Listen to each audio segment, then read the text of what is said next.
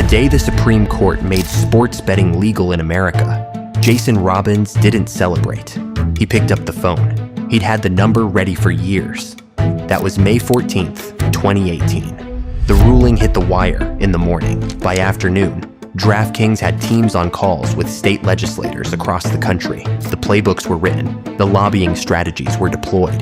The only thing they had been waiting for was the court to say, go. This is what a plan succeeding looks like, and what it costs everyone else when one person plans better than anyone around him.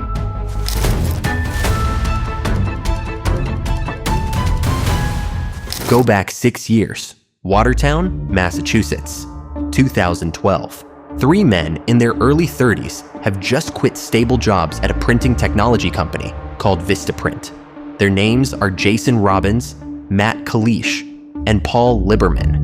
They drag desks into Paul's spare bedroom. They put up a whiteboard, and in that room, with their own savings and a bet on themselves, they start building something that cannot legally exist in most of the United States.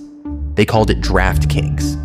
The idea was daily fantasy sports. Pick a lineup of real players, compete against other users, win money based on real-world stats. Not season-long. 1 day, 1 game, instant result.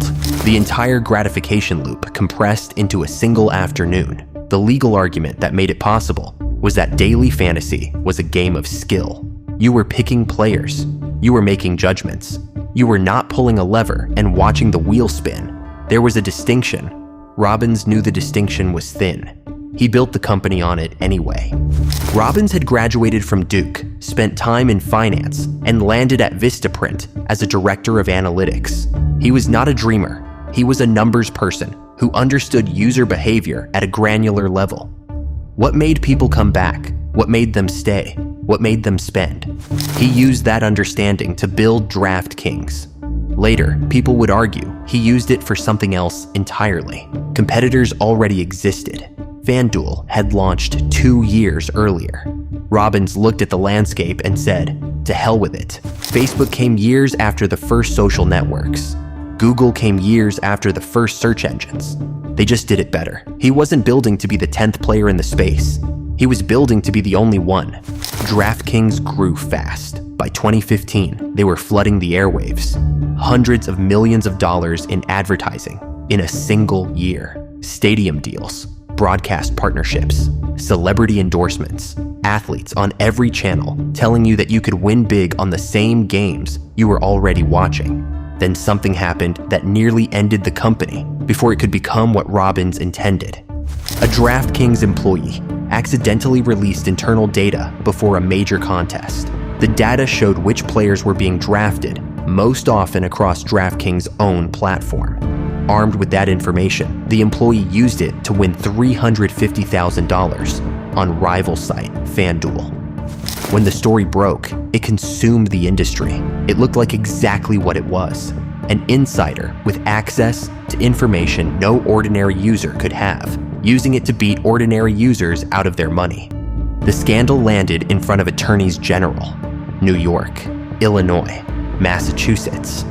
They looked at what DraftKings and FanDuel were doing and decided the skill argument didn't hold. These were gambling companies. They operated like gambling companies. Users were losing money like gambling users. The law should treat them accordingly. Cease and desist orders arrived. In some states, the apps went dark overnight. Congressional hearings followed. There was real risk that the entire industry would be ruled illegal before it reached what Robbins had actually been building toward. He did not panic. He lobbied. He put former politicians on the payroll. He built coalitions. He flew to state capitals and sat with legislators and argued that daily fantasy rewarded knowledge and skill, that shutting it down would push users to offshore black market sites with no consumer protection whatsoever. One by one, state by state, the legislation passed. The company survived. And while all of that was happening, Robbins was watching New Jersey. New Jersey had been suing the federal government for years over the right to legalize full sports betting. Their case, Murphy versus NCAA, was heading to the Supreme Court. Robbins didn't just follow it, he prepared for it. From 2017 onward, DraftKings quietly built out a complete sports betting operation. Technology, compliance teams, state licensing strategies, market entry playbooks. They mapped which states would move first after a favorable ruling and what position they needed to hold when each one did. The infrastructure was sitting ready, waiting for a single decision. On May 14th, 2018, the Supreme Court ruled 6-3 in New Jersey's favor. PASPA, the 1992 federal law that had banned sports betting in 49 states for 26 years, was unconstitutional. Robbins picked up the phone. Within months, DraftKings launched the first legal online sportsbook in New Jersey. Within a year, they were live across multiple states. In several of those states, the regulatory frameworks that passed bore a close resemblance to documents DraftKings had submitted to legislators. They didn't just enter the market. In key states, they helped design it. Then came the advertising, and it was unlike anything American sports had ever seen.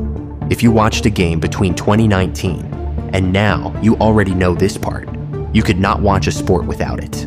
Every commercial break, every broadcast, every stadium scoreboard, jersey patch, and halftime segment. Bet now. Sign up today. Your first bet is risk-free. DraftKings' annual sales and marketing spend crossed $1 billion. They were not selling a product people already wanted. They were manufacturing the want at scale, embedded directly into the broadcasts of games. Tens of millions of households were already watching every weekend. The NFL, which had spent decades arguing that sports betting threatened the integrity of the game and had been a plaintiff in the very litigation that upheld PASPA, now signed official partnership deals with sportsbook operators. The same league, the same games. By 2022, a Sunday afternoon of football contained more calls to action for betting apps than for any other product category on television. The phrase risk-free first bet was everywhere. It sounded like a guarantee. The fine print said otherwise. The refund often came as a non-withdrawable credit, valid only after a string of additional bets, placed under terms most users never read. The risk was still entirely there. The framing was engineered to make it feel like it wasn't, and the platforms knew exactly who was most at risk. Lawsuits now filed in 7 states allege that DraftKings used internal behavioral data to identify users showing signs of compulsive gambling, people betting in escalating patterns, people who had already attempted to self-exclude from the platform, and instead of flagging those accounts for help, sent them personalized promotions, free bets, reload bonuses, VIP hosts assigned specifically to their highest loss customers. The more someone was losing, the more the system invested in keeping them in the game. McKay Coppins, a staff writer at The Atlantic, spent the 2025 NFL season inside this world on assignment. The magazine gave him $10,000 to bet with. By the end, he had lost most of it. More than that, he described how the apps had changed the way he watched sports. Every game became a transaction. Every play became a calculation. He had gone in to cover a story, and the product had done to him exactly what it was built to do. His piece went massively viral in early 2026, not because the story was new, because it was told by someone the audience recognized as themselves. Not a cautionary tale, not an addict, just a normal person who got systematically processed by a system designed to process him. Robbins has a defense, and it's worth hearing. He has argued consistently that Americans were already gambling before DraftKings existed, an estimated $150 billion a year flowing through offshore bookmakers and illegal operators with no oversight and no consumer protection. Legalization brought accountability to a market that had none. Tax revenue went to states. Licensed platforms were subject to regulation. The alternative was the black market. He is not wrong that the illegal market existed.